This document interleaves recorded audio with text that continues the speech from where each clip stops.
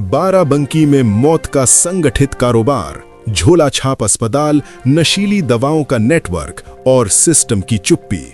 बाराबंकी जनपद में स्वास्थ्य सेवाओं की भयावह तस्वीर अब खुलकर सामने आ रही है, जहां इलाज नहीं बल्कि मौत का धंधा फल फूल रहा है।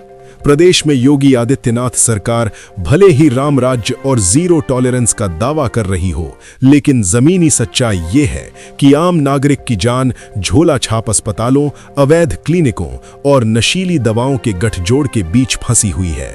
हालात इतने गंभीर हैं कि भ्रष्टाचार की कीमत सीधे इंसानी जान से वसूली जा रही है।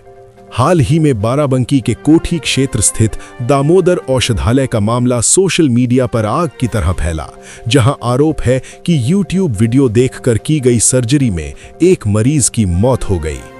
ये घटना महज एक हादसा नहीं बल्कि उस लचर व्यवस्था का प्रमाण है जिसमें बिना डिग्री, बिना मानक और बिना डर के डॉक्टर बनकर लोग ऑपरेशन तक कर रहे हैं। सवाल ये नहीं कि एक मरीज की जान गई, सवाल ये है कि ऐसे कितने मामले दबा दिए गए। स्वास्थ्य विभाग ने कुछ दिन पहले 77 अवैध अस्पतालों और क्लिनिकों पर कार्रवाई का दावा किया था, लेकिन जमीनी हकीकत कुछ और ही कहानी कहती है। विश्वसनीय सूत्रों के अनुसार ये कार्रवाई सिर्फ कागजों और कैमरों तक सीमित रही। कथित सुविधा शुल्क और मोटी मलाई के खेल में अधिकांश अवैध अस्पताल महज 6 घंटे के भीतर दोबारा खुल गए। यानी कार्रवाई का ढोल पीटा गया, मगर सिस्टम की रीढ़ वही रही, कमजोर और बिकाऊ। इस पूरे परिदृश्य में जिला प्रशासन की भूमिका भी सवालों के घेरे में है।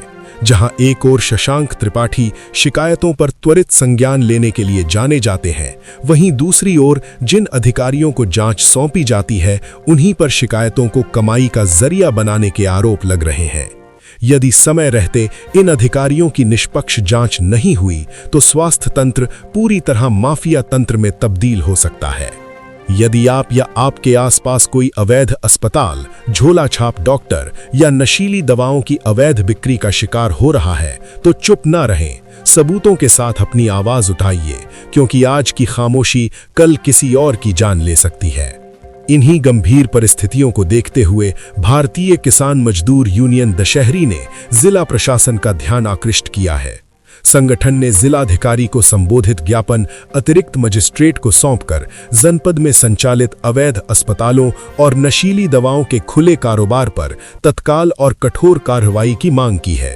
संगठन के प्रदेश सचिव निहाल सिद्दीकी ने साफ कहा कि अवैध अस्पतालों के संचालक और नशीली दवाओं के विक्रेता खुलेआम कानून को चुनौती दे रहे हैं और उन्हें विभागीय संरक्षण मिल रहा है। उन्होंने मांग की कि सिर्फ क्लिनिक सील करना काफी नहीं, बल्कि संरक्षण देने वाले अधिकारियों की भी निष्पक्ष जांच हो। वहीं संगठन के विधि प्रकोष्ठ के जिला अध्यक्ष राहुल मिश्रा ने इस पूरे नेटवर्क को एक संगठित माफिया सिंडिकेट बताया।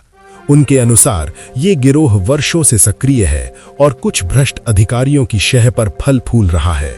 नतीजा ये है कि आम जनता की जान हर दिन खतरे में है और कानून सिर्फ तमाशबीन बना हुआ है। किसान मजदूर यूनियन दशहरी ने साफ चेतावनी दी है कि यदि जल्द ठोस और पारदर्शी कार्रवाई नहीं हुई, जिसमें अवैध अस्पतालों को स्थायी रूप से बंद करना, नशीली दवाओं के नेटवर्क को तोड़ना और भ्रष्ट अधिकारियों पर सख्त कार्रवाई शामिल हो, तो संगठन सड़क से लेकर प्रशासनिक दफ्तरों तक आंदोलन करने से पीछे नहीं हटेगा। ये सिर्फ बाराबंकी की नहीं, पूरे सिस्टम की लड़ाई है। यदि आप चाहते हैं कि स्वास्थ्य सेवा इलाज बने, मौत का कारोबार नहीं, तो इस खबर को साझा करें, सवाल पूछें और जवाब मांगें। जनता जागेगी तभी सिस्टम बदलेगा। हमारी मांगे हैं जो जनपद बाराबंकी में अवैध डॉक्टर, झोला छाप डॉक्टर जो अवैध तरीके से हॉस्पिटल चला रहे हैं, इनके ऊपर सख्त कार्रवाई नहीं, क्योंकि ऑन कॉल डॉक्टर रख रखा है। जहाँ हॉस्पिटलों में सर्जरी होती है और उसके बाद भी वहाँ पर डॉक्टर परमानेंट के लिए मौजूद नहीं, उसके बावजूद सर्जरियाँ हो रही और नशीली दवाएं जनपद में बेची जा रही। इसके पूर्व कोई भी कार्रवाई नहीं हुई। उसी को लेकर आज हम लोग जिलाधिकारी महोदय के यहाँ ज्ञापन देंगे। अभी हाल ही में 77 अस्पतालों पर कार्रवाई की गई थी, जिसमें जो है सूत्रों के अनुसार जो है 6 घंटे बाद क्लिनिक और अस्पताल खुल गए वापस।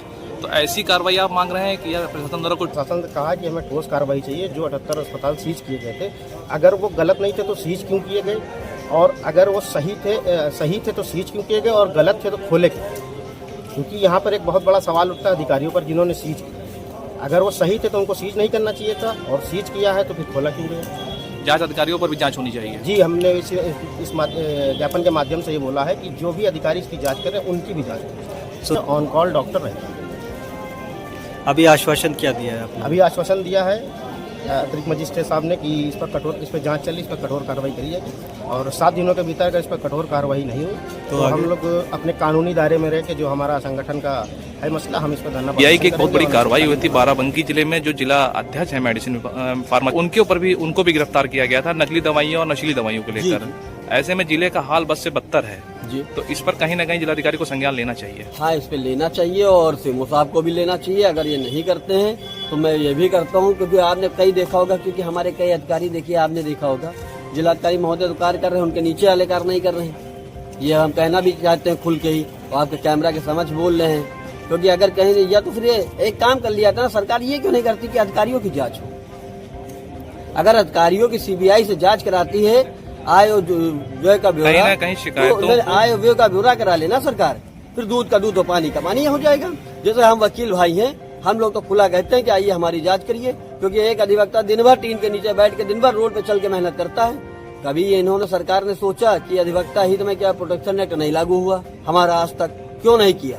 क्योंकि हम लोग क्या सफारी या मर्सिडीज या और भी महंगी गाड़ी घूम रहे हैं? नहीं घूम रहे, पैदल चलते हैं, मोटरसाइकिल से चलते हैं, अधिवक्ता हित में कार्य करते हैं, समाज की सेवा करते हैं। लेकिन सरकार ने ये भी नहीं सोचा। टाइम भारत टाइम्स, सच के साथ हर वक्त।